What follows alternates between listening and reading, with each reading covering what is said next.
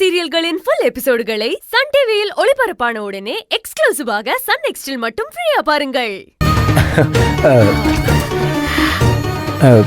Sorry Kokila, sorry. ஐயோ பரவாயில்ல sir, no problem. சரிங்க சார், தேங்க்யூ சார். தேங்க்யூ. நான் வரேன். Bye sir. பாய்.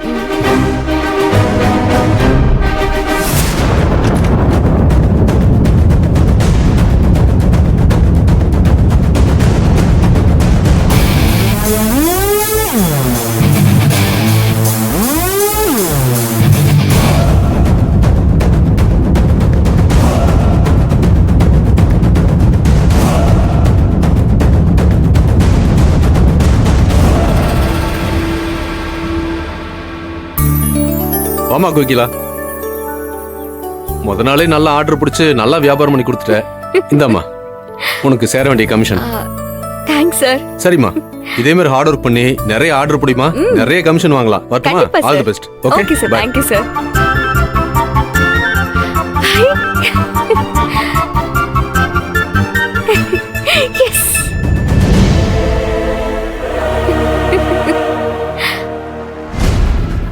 கோகிலா, இப்படி வசமா என்கிட்ட சிக்கிக்கிட்டியேம்மா.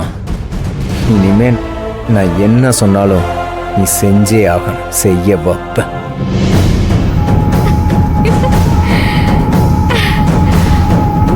புது போன் வாங்கிட வேண்டியதான்.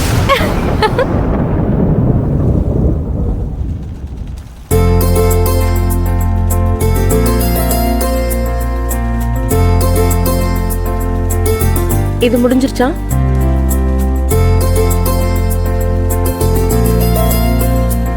Good morning. Good morning.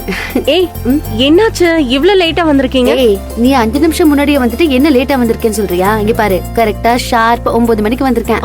ஆமா, 9 தான் ஆகுது. அட, ஏன் வாட்ச்ல 9:05 ஆகுது. இத பார்த்துட்டு நான் 5 நிமிஷம் முன்னாடி வந்துட்டேன். இனிமே அதை அப்படியே மெயின்டைன் பண்ணிக்கோ, சரியா? Okay okay. பெர்ஃபெக்ஷன்ல உன்னை அடிச்சுக்கவே முடியாதுடி. நீ இப்பதான் இப்படியா, இல்ல சின்ன வயசுல இருந்தே இப்படிதானா? நானும் விளையாட்டுத்தனமா தான் இருந்தேன். அப்பா இறந்ததுக்கு அப்புறம் குடும்ப பொறுப்பெல்லாம் என் மேல விழுந்துருச்சா, அதுக்கப்புறம் தான் நானும் இப்படி மாறிட்டேன். So sweet.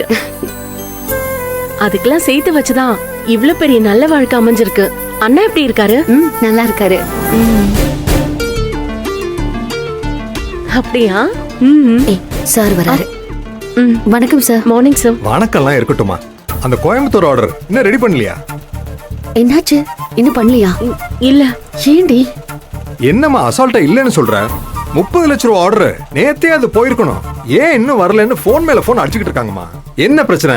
ஏன் அனுப்பல? என்னாச்சு? உன்னதானே அனுப்ப சொன்னேன். வசந்தாக்காவால தான். வசந்தா, என்னாச்சு?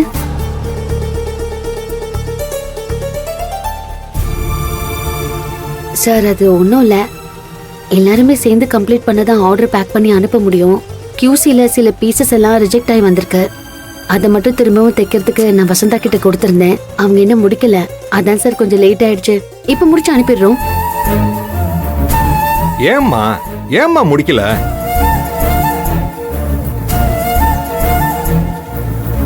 வசந்தா, சார் தான் கேக்குறாருல, பதில் சொல்லு. நீ எப்பவுமே கரெக்டா முடிச்சிருவியே. ஒரு சீனியர் டெய்லர் ஒரு சின்ன வேலையை முடிக்க ஏன் இவ்வளவு லேட்டு? இல்ல மேடம், என் பையனுக்கு 2-3 நாளாவே உடம்பு சரியில்லை. ஹாஸ்பிட்டல் கூட்டிட்டு போய் பார்த்தோம், இன்னும் சரியாகவே இல்லை. அவனை காய்ச்சலோட படுக்க வச்சுட்டு பக்கத்து வீட்டுல சொல்லிட்டு தான் வேலைக்கே வந்தேன். இங்க வந்ததுல இருந்து அவன் ஞாபகமாவே இருக்கு. அதனாலதான் என்னால சரியா வேலை செய்ய முடியல மேடம். முடிச்சு கொடுத்துறேன் மேடம், உடனே முடிச்சு கொடுத்துறேன். இங்க பாருமா, உன் சொந்த கதை சோக கதை எல்லாம் ஆர்டர் கொடுத்தவங்க கிட்ட சொல்லிக்கிட்டு இருக்க முடியாதுமா.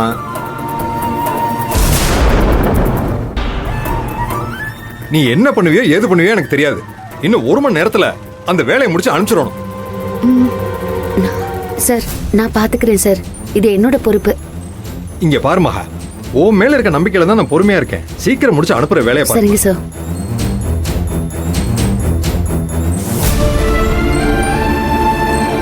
என்ன வசந்தா, குழந்தைக்கு உடம்பு சரியில்லைன்னு என்கிட்ட சொல்லிருக்கலாம்ல. நான் வேற யார்கிட்டயாவது மாத்தி விட்டுருப்பேனே. சரி உட்கார்ந்து வேலையை பாரு.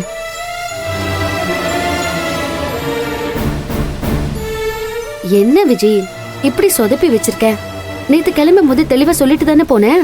சாரி மகா, இதுல ஏன் தப்பு ஒண்ணும் இல்ல. நேத்து நானும் போகும்போது வசந்தா அக்கா கிட்ட சொல்லிட்டு தான் போனேன். அவங்க முடிச்சு அனுப்பியிருப்பாங்கன்னு தான் நினைச்சேன். ஆனா கடைசியில பார்த்தா இப்படி ஆயிடுச்சு.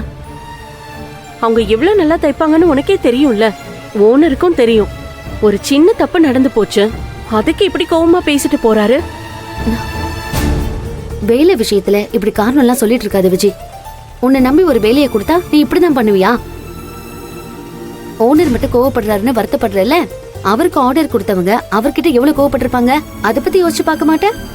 ம், இந்த கார்மெண்ட்ஸ் நல்லபடியா நடந்தாதான் நம்ம எல்லாருக்குமே வேலை, எல்லாருக்குமே சம்பளம். அத முதல்ல புரிஞ்சுக்கோ. ம், போய் வேலையை பாரு. ம்.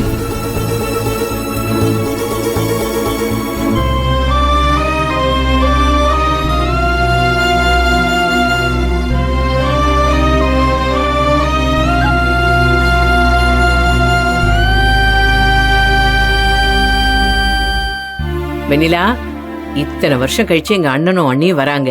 அவங்களுக்கு பிடிச்சதெல்லாம் சமைச்சு போடணும். எங்க அண்ணனுக்கு கார சாரமா சாப்பாடு இருந்தா பிடிக்கும். அதுலயும் என் சமையல் ரொம்ப பிடிக்கும். ரொம்ப பண்ணாதம்மா, குடி. குடி. என்னமோ உங்க அண்ணனுக்கு உன் மேல பாசம் பொங்கி அப்படியே பார்க்க வர மாதிரி பேசுற.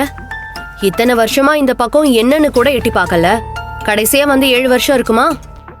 செல்வம் கல்யாணத்துக்கு பத்திரிக்கை கொடுத்தது கூட வரல. கல்யாணத்துக்கே வராதவங்க இப்ப என்ன கடமைக்கு வராங்களா? ஏன் வரல? எல்லாம் ஒன்னாலதான். சும்மா முறைக்காத. என் அண்ணன் அவர் பையனுக்கு உன்னை கட்டி வைக்கணும்னு ரொம்ப ஆசைப்பட்டுச்சு. அதுக்குள்ள நீ ஒருத்தனை இழுத்துக்கிட்டு ஓடி போய் உன் வாழ்க்கையை கெடுத்துக்கிட்ட. இல்லனா எங்க அண்ணன் வீட்டு சொத்து மொத்தத்தையும் இன்னைக்கு மகாராணி மாதிரி நீ ஆண்டுகிட்டு இருக்க வேண்டியவ. இப்படி இருந்திருப்ப. இந்த வருத்தம் அவங்களுக்கும் இருக்கும்ல. மா, இப்ப எதுக்கு தேவையில்லாம அதெல்லாம் பேசி இரிட்டேட் பண்ற? நீ தான் ஆரம்பிச்ச, நானும் ஆரம்பிச்சேன். சரி, அதெல்லாம் இருக்கட்டும். வந்துட்டு உடனே கிளம்புறாங்களா இல்ல 2-3 நாள் டேரா போடுறாங்களா? எனக்கு எப்படி தெரியும்? பெங்களூர்ல இருந்து வராங்க, இங்க போனோம் அங்க போனோம்னு என்ன பிளான் வச்சிருக்காங்களோ என்னமோ. இவ்ளோ வேலை இருக்கே, இன்னைக்கு பேசாம மகாவை லீவ் போட சொல்லிட்டு வீட்ல இருக்க சொல்லிருக்கலாம்ல. எதுக்கு? அதான் நம்ம 2 பேரும் இருக்கோம்ல, பாத்துக்கலாம். நாம தான் எப்பவுமே பாத்துக்கிட்டு இருக்கோமே. உன் மருமக வேலை பார்த்தா என்ன குறைஞ்சா போயிடுவா? இது ஏன் நீ எத்தனை தடவை கேப்ப? நானும் அதையே தான் திருப்பி சொல்றேன். அவளுக்கு 5ஆம் தேதி சம்பள நாள். இன்னைக்கு போய் எப்படி லீவ் போட சொல்றது? சம்பளம் வாங்குறவன்னு வர வர நீ ரொம்ப தாமா பண்ற. தலையில வச்சு அப்படியே ரொம்ப தாங்குற. தாங்கவும் இல்ல வீங்கவும் இல்ல.